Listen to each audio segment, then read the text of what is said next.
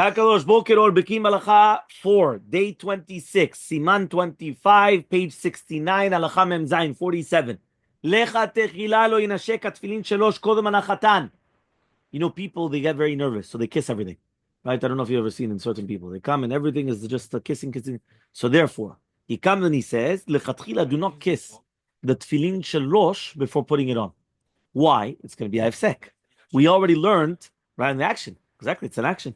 So he says, "V'chen haya noheg manan nishon tzil shelo nishek az tefillin mechashash hefsek ben tefillin shel yal tefillin shel rosh." Yeah, 68. The responsa, the shoot, Igrot Moshe comes and he speaks about kissing the tefillin shel rosh before putting it on. He compared it to the act of winding the strap of tefillin shel yad around one's forearm. The Rosh quite quotes the tool, and he ruled that one must put on the tefillin shel rosh immediately, right after putting on the, meaning miyad achrei tefillin shel yad, you have to put on the tefillin shel rosh. So he says this is the practice of putting on the forearm and then putting on the tefillin shel rosh. So he says, however, though, you're supposed to put it on 7 times on the arm before putting it on, meaning ata olech sheva krichot, and then you put it on the tefillin shel rosh. So kissing the tefillin shel rosh is only an expression of one's love for the mitzvah.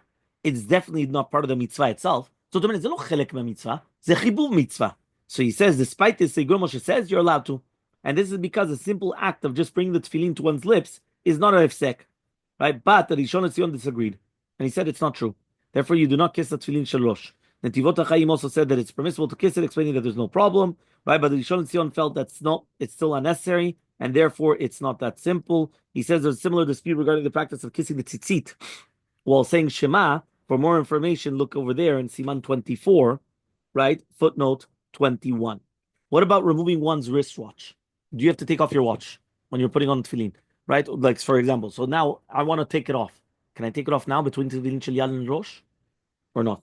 So the Lachabra says that it's forbidden to take off the watch between putting on Tefillin Yad and Rosh. If one wishes to remove it, you have to do it before the Tefillin Shel Yad Bichla. So the minute, אם אתה משאיר את זה, it's fine. If you leave it, it's fine. But אם אתה כבר מסיר את זה, אתה רוצה להוריד את זה, right? It's not that simple, but yeah, it could be. Some shitot say that maybe it's not a hefsek.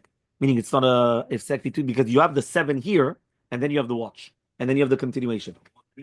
You're right. So again, lechatchila, we take it off. That's lechatchila for sure. We take it off, and that's according to everybody. Question is b'diavad.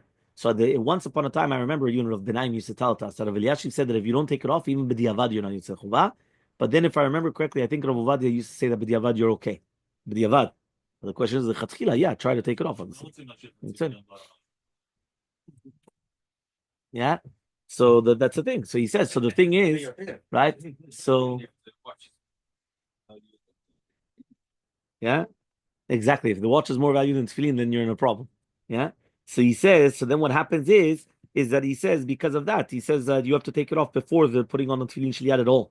The Lachabra ruled that it is technically unnecessary to remove the watch altogether. One may simply just wind the strap around the watch band and just leave it there, and that's the ruling of the Rishon LeZion.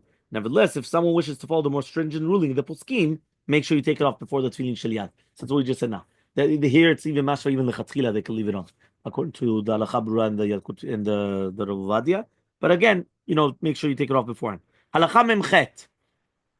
הלכה במחט, אם אחר שני התפילין של יד הוא בא להניח 3, וכל עוד שהגיע קציצה בבשר אחר שהגיע לאוויר הראש, הפסיק בדיבור, כתבו הפוסקים שאין אומרים בזה כלותה כמי שהונחה דמיה, ולכן צריך לברך על תפילין 3. זאת אומרת ככה, imagine right now I'm taking the תפילין של ראש, and I'm putting the תפילין של, that means I put on the תפילין של יד, I'm putting the תפילין של ראש, but right before the קציצה is on the basar, right, all of a sudden, I come and I'm מפסיק בדיבור, חס ושלום.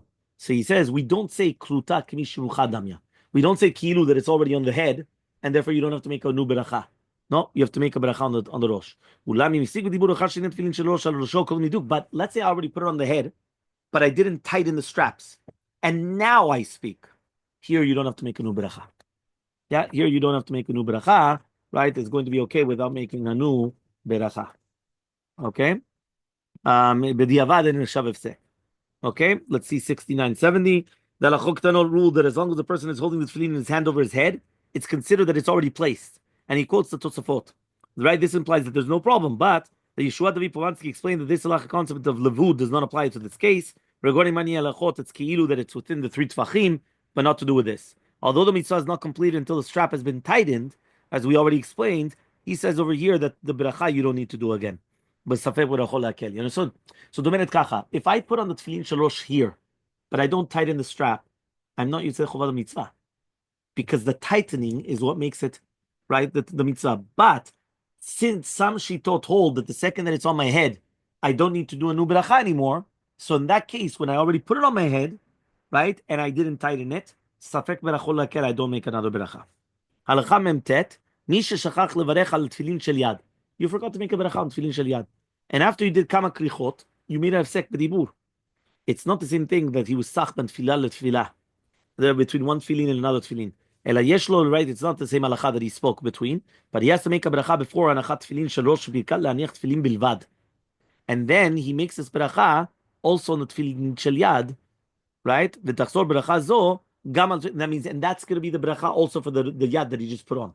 So it makes one beracha le'aniach, right? Again, here we're talking about, right, that he did, right? He didn't make hafsek, but he didn't make hafsek between tefillin shel yad and rosh. It was in the krichot itself. Okay? Fine. So he says you make a beracha laniach. So let's see the 71. The Lachoktanon rule that even in this case, he must say another beracha because he sinned by making an interruption. Right? So he says that the Tzot HaChaim disagreed, explaining that this is just like someone that put on a tali katan without a blessing, and then he made a beracha on the tali gadol.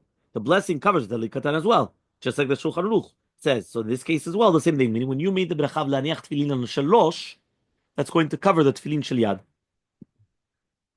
This ruling is correct for Sephardic Jews who do not normally make a beracha on the tefillin shel rosh, so therefore obviously they're going to do that. But for Ashkenazic Jews, they will make a second beracha when putting on the tefillin shel rosh. The correct procedure is they will make actually two berachot, laniach tefillin and al mitzvah tefillin, and then no additional third beracha is going to be mentioned.